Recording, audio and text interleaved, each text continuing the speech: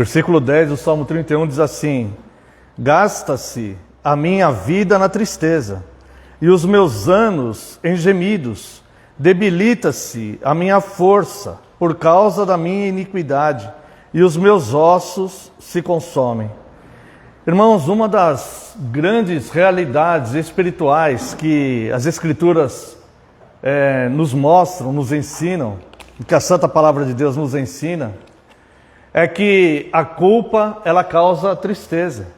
A iniquidade, o pecado, ele traz tristeza a ponto de nós sofrermos, como diz aqui o versículo 10, né? A nossa força fica debilitada por causa dos nossos gemidos e os nossos ossos se consomem. O salmista Davi aqui no Salmo 32, versos de 3 a 6, ele também vai falar sobre isso. Enquanto calei os meus pecados, envelheceram os meus ossos, pelos meus constantes gemidos todo dia. Porque a tua mão pesava dia e noite sobre mim, e o meu vigor se tornou em sequidão de estio.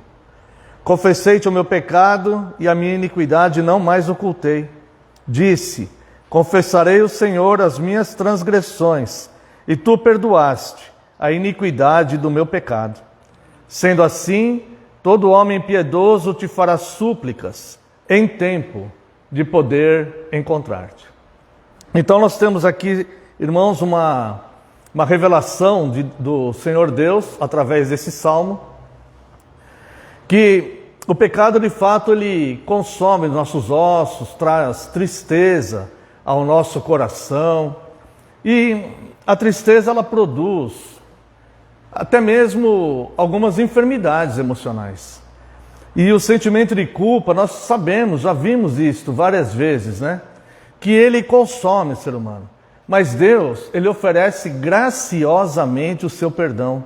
Somente Deus tem poder para perdoar pecados, e isso para que os homens o temam. Então, o ser humano, ele tem duas ações. A primeira é confessar diante de Deus os seus pecados, reconhecer a sua miséria espiritual, que ele de fato é pecador, e clamar, rogar a Deus pelo perdão dos pecados. E isso, irmãos, tem que ser individual. Todos nós temos esta situação e precisamos de penitência. Nós precisamos do perdão de Deus. E também nós temos um dever que o Senhor Jesus nos deixou. E eu quero ver com os irmãos aqui no Evangelho de Mateus, capítulo 6. Quando o Senhor Jesus ele nos dá a oração do Pai Nosso. No verso 12, ele diz, como uma petição mesmo. Como não? De fato, uma petição a Deus. Como uma necessidade básica do ser humano. Mas o Senhor Jesus, ele vai condicionar aqui o pecado de Deus, o perdão de Deus, ao nosso próprio perdão. E ele vai dizer aqui no verso 12, e perdoa-nos as nossas dívidas, assim como nós temos perdoado aos nossos devedores. A importância do perdão, irmãos, nós para eliminarmos essa tristeza que a culpa, que o pecado traz, nós não precisamos somente do perdão de Deus. O perdão de Deus, ele é fundamental para isso. Nós necessitamos desse perdão de Deus para nos restabelecer, né? Para nos reavivar espiritualmente, para eliminar questões emocionais. Nós precisamos desse perdão de Deus, é um fato. Mas o Senhor Jesus aqui, o Senhor Jesus ele dá os mesmos ensinos do Antigo Testamento, né? Mas só que ele se aprofunda mais. É como nos 10 mandamentos, quando ele vai ensinar os 10 mandamentos, ele se aprofunda mais naquilo.